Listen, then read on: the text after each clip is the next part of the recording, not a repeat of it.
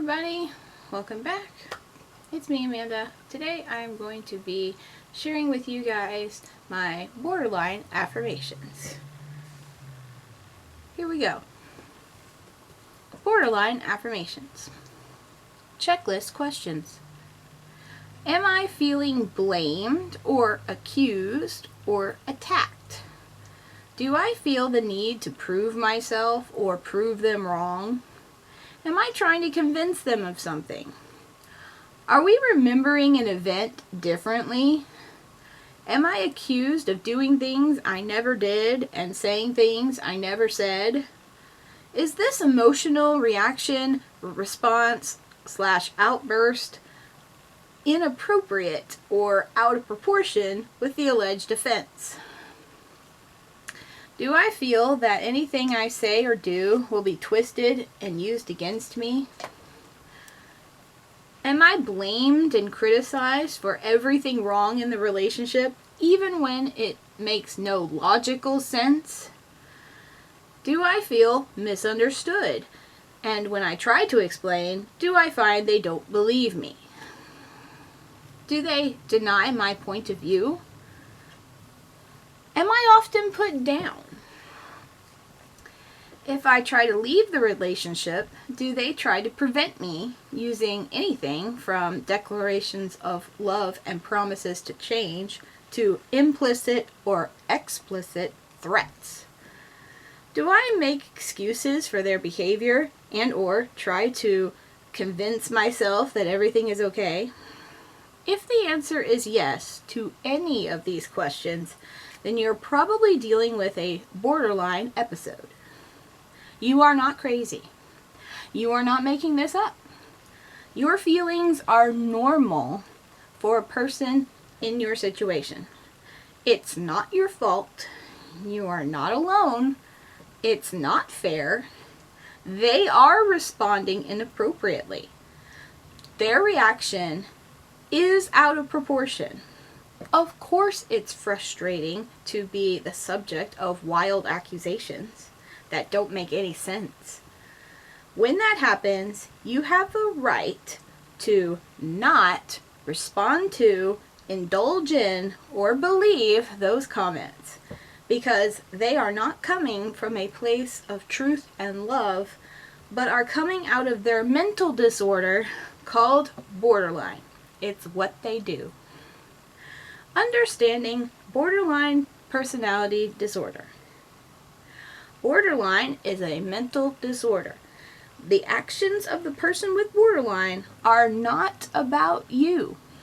Their actions are the result of a complex disorder caused by a combination of biology and environment. Borderline is a serious disorder that profoundly affects the way people think, feel, and behave. You can't talk them out of it, no matter how persuasive you are. It has nothing to do with your behavior.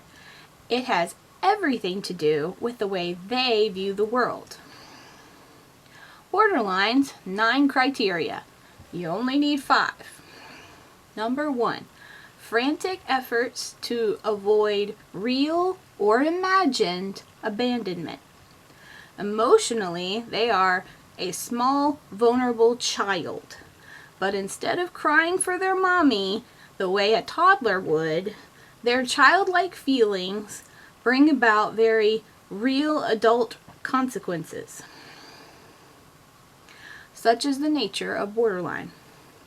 Number 2, a pattern of unstable and intense interpersonal relationships characterized by alternating between extremes of idealization, i.e. superhero, and devaluation, i.e. villain, aka splitting, based on the last interaction with the person.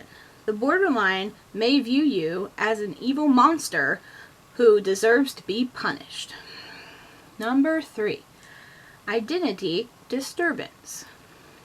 Unstable self-image or sense of self.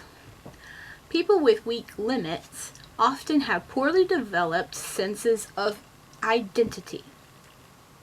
Left with an uncertain identity, they often take on someone else's identity or identify solely with one familiar role. Example, mother, executive, or even borderline. Number 4, impulsivity in at least 2 areas that are potentially self-damaging. Example, spending, sex, substance abuse, shoplifting, reckless driving, binge eating. People with borderline are often ruled by their emotions. This can lead them to destructive and impulsive actions such as drug use, risky sexual encounters, and self-injury. Number 5, reoccurrent suicidal behavior, gestures, or threats, and or self-mutilating behavior. Number 6, instability of mood, meaning change moods very quickly and often. Number 7, chronic feelings of emptiness. People with borderline often feel awash in shame and have low self-esteem. They may then try to cover up with a mask of absolute competency. Number 8, inappropriate, intense anger. Number 9, paranoid ideation or severe dissociative symptoms. Borderlines can lose contact with reality or become paranoid. The person with borderline did not ask to have this disorder, just like you never asked for someone in your life to have this disorder. However, with help, they can learn to control their behavior towards others. Understanding distortion campaigns. Sometimes borderlines will gaslight people, meaning they will twist facts and lie to your face so that you are the enemy and they are the victim. Even when it's not true and you did nothing wrong. In addition, borderlines will often malign your character to your face and behind your back in order to other people by calling you insulting adjectives like mean, selfish, meddling, obsessed, bored, irresponsible, inconsiderate, uncalled for, or uncaring, etc. Borderlines can be skilled at convincing you that you are, in fact, the insert bad adjective here, and they often express shock and disappointment in your character. Like, I can't believe you would do this to me, cry. The book calls this distortion campaigns. Some distortion campaigns seem to occur for no discernible reason, but others seem to be triggered by the actions the borderline perceives as hostile. Many distortion campaigns seem to revolve around either real or perceived abandonment, loss, and or rejection. People with borderline may unconsciously revise their version of the facts to fit their feelings about a certain situation. While it may be tempting to argue about the facts with a borderline, doing so neglects the real root of the issue, the borderline's feelings. To borderlines, if the explanation feels right, it is right. An emotional mind, or lizard brain, rational thinking is difficult, and facts may be distorted to match or validate their feelings. Facts that don't fit the borderline's theories may be denied or ignored.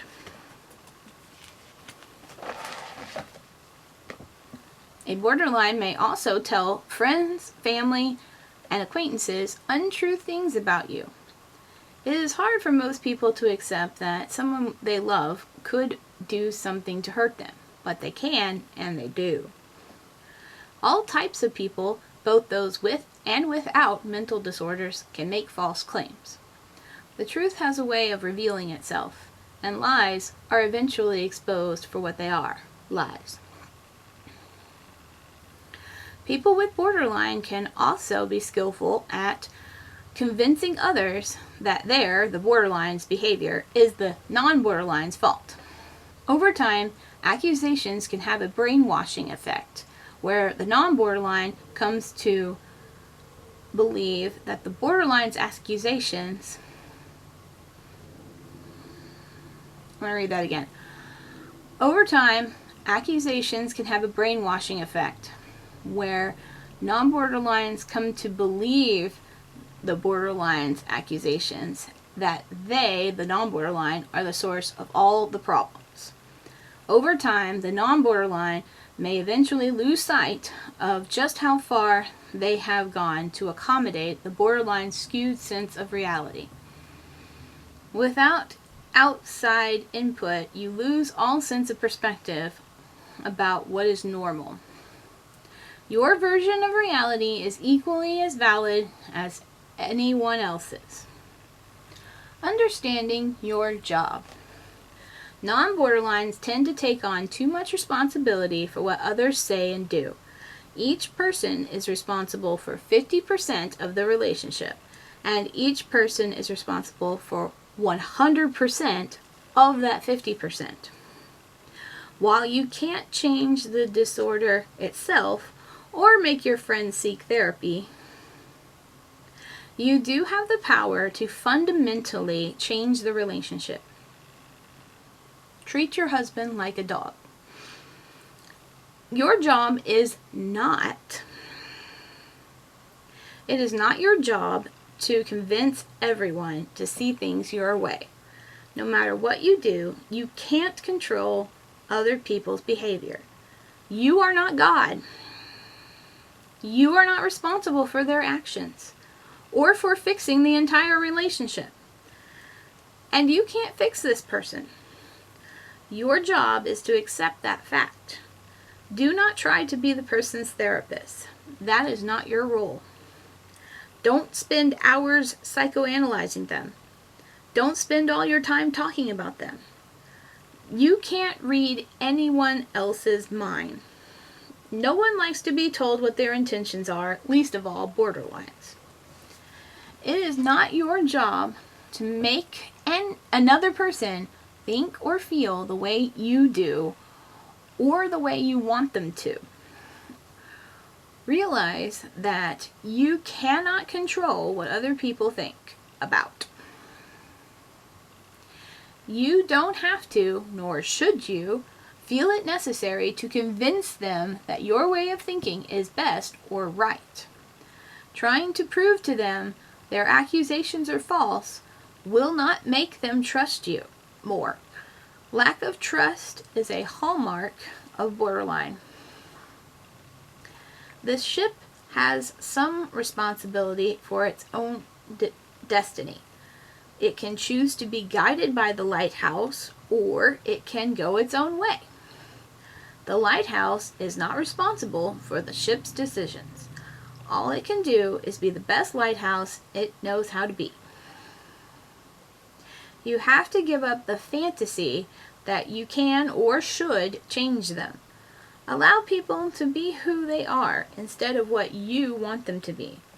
Once you do, you will be able to claim the power that is truly yours, the power to change yourself. Your job is, but it is your job to state your thoughts and feelings clearly and to make responsible decisions that are congruent with your values and beliefs. Take responsibility for your own behavior. You have power over your own actions. You are not helpless. You are not a victim. You do have the power to change your relationships and your life. You must come first. You have the right to take care of yourself. Start with self-care. Invest in your own sanity for once. Don't delay your own happiness. Grab it now. Take time off to reflect. If you're eating or drinking too much or engaging in other unhealthy coping mechanisms, stop. Stop it. Get some help. Become more authentic. Act in accordance with your own attitudes and beliefs. Reward yourself for every small step forward. Setting boundaries/limits. Setting personal limits is essential for all relationships, especially those in which one person has borderline. Personal limits or boundaries tell you where you end and others begin. Limits define who you are, what you believe, how you treat other people, and how you let them treat you. Like the shell of an egg, limits give you form and protect you.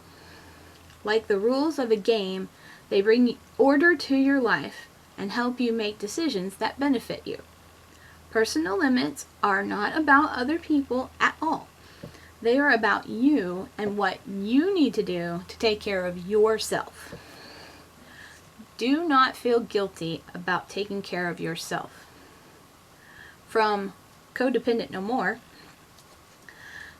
quote, setting boundaries is about learning to take care of ourselves, no matter what happens, where we go, or who we're with. Boundaries are rooted in our beliefs about what we deserve and don't deserve. Boundaries originate from a deeper sense of personal rights, especially the right to be ourselves, end quote. You need to keep in mind the personal limits you set for yourself. You need to decide what you will and will not accept in the relationship. If you love yourself, you will not let people abuse you. As an adult, you are responsible for making your own decision or own choices about how you want to be treated. Enduring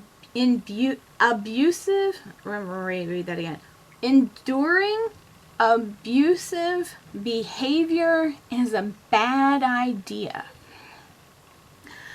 When you try to swallow your feelings, they usually end up surfacing elsewhere in a way you didn't expect.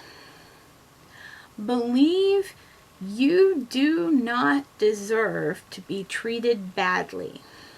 You have the right to healthy relationships. You do not have to continue to allow people to post negative comments and listen to criticism and blaming that makes you feel bad. You do not have to listen to anyone tell you that you're an awful, terrible person, even in a passive-aggressive way. You have a choice. It's up to you. The power is yours. Quote, no one can make you feel inferior without your consent. End quote. Eleanor Roosevelt.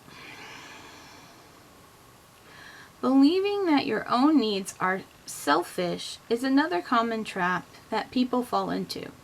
Setting and reinforcing boundaries is not selfish. It is normal and necessary. Quote, it was only when I started taking care of myself that I was really able to care for others. End quote. As a person in the book.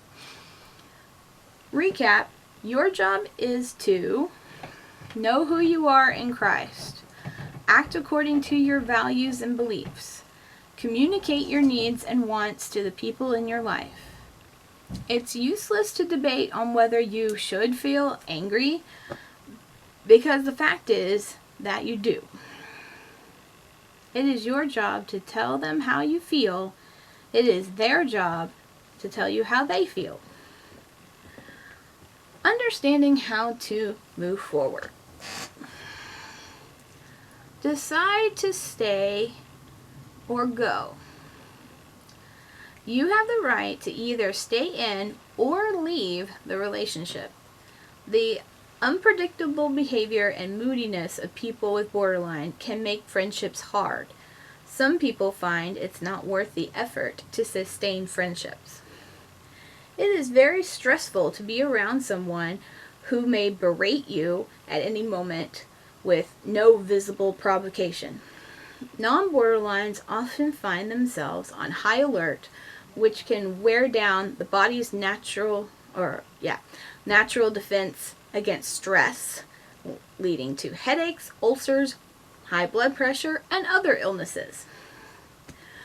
Borderline behaviors such as verbal abuse, perceived manipulation, and defense mechanisms can shatter trust and intimacy. Non-borderlines no longer feel safe to share their deep feelings and innermost thoughts, and become very guarded about certain subjects and stop sharing major parts of their lives. What's left when we must constantly walk on eggshells with someone is superficial small talk, strained silences, and lots of tension. We get used to acting. We pretend that we're happy when we're not. We say everything's fine when it isn't, hiding more and more of our true selves. Continuing to put up with borderline behavior rarely makes the borderline happy. It actually enables or reinforces inappropriate behavior. Therefore, they have little motivation to change. You think making concessions will bring back the normal behavior of the person you love, but the concessions may never be enough. Before long, more proof of love is needed and another bargain must be struck. But the person with borderline hasn't changed. You have. Intermittent reinforcement is real. It can make you feel addicted to the borderline, meaning they are probably a great person with a sparkling personality occasionally, and they may meet a need in your life through your friendship with them. Otherwise, you wouldn't be friends with them at all. But that doesn't mean you need to take emotional abuse. If you're always at the whim of someone else's desires, your life can spiral out of control. People with borderline tend to change the rules, act impulsively, and demand attention on their schedule, not that of others. Limits can help you deal with these behaviors so that you don't feel like a puppet on a string. If you choose to go, consider not responding. There may be times when responding at all simply prolongs the borderline's abusive actions. That is because the entire matter may be an effort on their part to keep you engaged in the relationship. Any response, particularly an emotional one, may reward the behavior. Don't allow FOG, F-O-G, keep you from leaving. FOG, F-O-G, stands for fear, obligation, and guilt. Fear, the fear of losing something, like a job, or friendship, or love. Obligation, quote, memory, as employed by the blackmailer, becomes the obligation channel with non-stop replays of the blackmailer's generous behavior towards us. When our sense of obligation is stronger than our sense of self-respect and caring, people quickly learn how to take advantage. End quote. Emotional Blackmail by Susan Ford. Guilt. The borderline may accuse you not only of bad behavior, but also of acting in this way to deliberately hurt them. Instead of questioning their assumptions, if their assumptions are true, you may respond by immediately accepting them as true and then feeling guilty. Say and memorize. I didn't cause it. I can't control it. I can't cure it. Get off their back get out of their way and get on with your life. If you choose to stay, don't. Stop taking the borderline's actions personally. Do not act apologetic for having feelings and opinions. You do not have to apologize for things they are accusing you of unless you actually did them. You have the right to disagree with their interpretation of the event. You do not have to agree with what the person is saying. Stop taking the blame for things that are not your fault. Because when you do, you will ultimately feel manipulated, angry, and frustrated. Say what you need to say, then let it go. Stop taking responsibility for the borderline's inner world, trying to change the way they think. Start taking responsibility for your inner world and the way you think. Do accept that sometimes they will act in ways that make no sense to you. Once you do, you alleviate some of your own internal stress and strain. Let it sink in.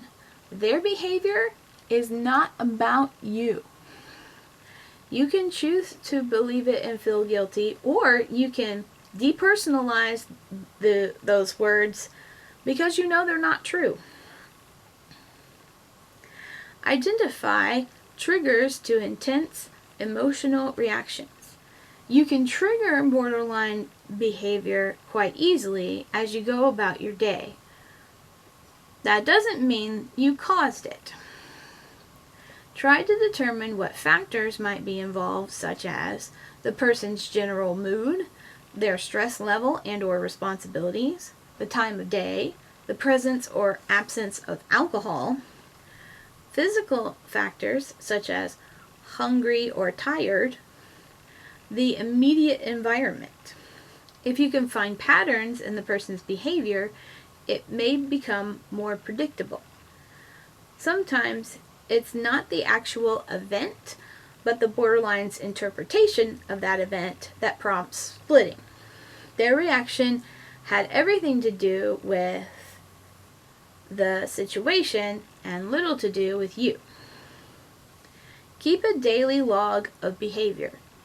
Your intent is not to make judgments, but to stop reacting to the behavior emotionally and start learning from it. Some of the things that the borderline in your life says and does may sting badly. Others may not bother you. Rather than just reacting, observe and examine your own responses. Is the criticism true? Or does it have a grain of truth? Remember, you don't have to accept or reject this statement in its entirety. Look for splitting, black and white thinking, overgeneralizations, you always, you never, and illogical connection. You didn't take me to that party because you hate me. Resist the temptation to justify, over-explain, or debate. Simply stay focused on your message. Say, I understand that you feel this way, but I see it differently. Repeat as often as necessary. It is important that you understand fully what the borderline is upset about. Sometimes they will say something or accuse you of something that makes no sense to you. Asking questions reveals the original offense that sparked the fear-based reaction that resulted in the wild, inaccurate accusation. The feelings of the borderline may not make sense to you, but they do make sense to them. You and the borderline may be speaking two different languages. People with borderline are not always in touch with their own emotions, but by listening closely, you may be able to hear beyond the words and detect the feelings that are beneath the surface. Try to stay calm and gently ask them to clarify what they mean. Say, I want to understand, and can you help me? If you want the conversation to facilitate change, you must validate the borderline's emotions. For example, the borderline says, "You must not love me anymore." You can say, "It sounds like you feel like I am rejecting or abandoning you. That must be very painful." Painful. You can believe that and make yourself feel bad, or you can try to work through why you doubt my love for you. Identify your triggers. Potential triggers for non-borderlines may include being unfairly accused by the borderline, having needs, feelings, and reactions discounted or denied by the borderline. Create positive coping strategy that works for you. Potential coping strategies: working on yourself, therapy, college classes, performing reality checks with others, minimizing your exposure to situations that trigger you, minimizing any visible reaction so that the borderline will not repeatedly push your buttons, realizing you can't control what people choose to think and you can't make everyone happy, least of all someone who is projecting all their own unhappiness onto you. Make choices and decisions that best suit you. Ask yourself, am I truly making my own decision, or am I doing what other people want me to do? Keep things in perspective and stay positive. Don't go down negative rabbit holes, spirals. Being in a situation where you feel helpless does not mean you are a failure. Even Jesus didn't heal or save everyone. Only those that believed in him, or who believed in him, and wanted to change, received healing, salvation, and restoration. And they took offense at him, and Jesus said to them, "A prophet is not without honor except in his own town, among his relatives, and in his own home." He could not do any miracles there except lay his hands on a few sick people and heal them. He was amazed at their lack of faith. Mark chapter 6, verse 3 through 6. Taking time for yourself is not selfish, it's self-care. And the last page is a Pinterest picture page, and it says this: boundaries sound like, "I can help, but I cannot do this for you. I am not responsible for your emotions. I respect your opinion, but I have my own opinion as well. I understand you're upset, and I'm not okay being spoken to that way. I am done talking about this. I need you to understand what I'm feeling. I don't need help problem solving right now. Right now, I need some time to myself. I would love to hear more about this later. I understand I am important to you, and while I care about you, I need some space. No." The end. Now, most of my, about good 80 or 90% of the sentences in my borderline affirmation came from this book, Stop Walking on Eggshells, 2nd edition.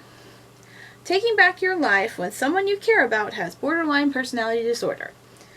It is a fantastic book. I totally recommend it, and I hope that it will help you if you look it up. So, thanks for watching today.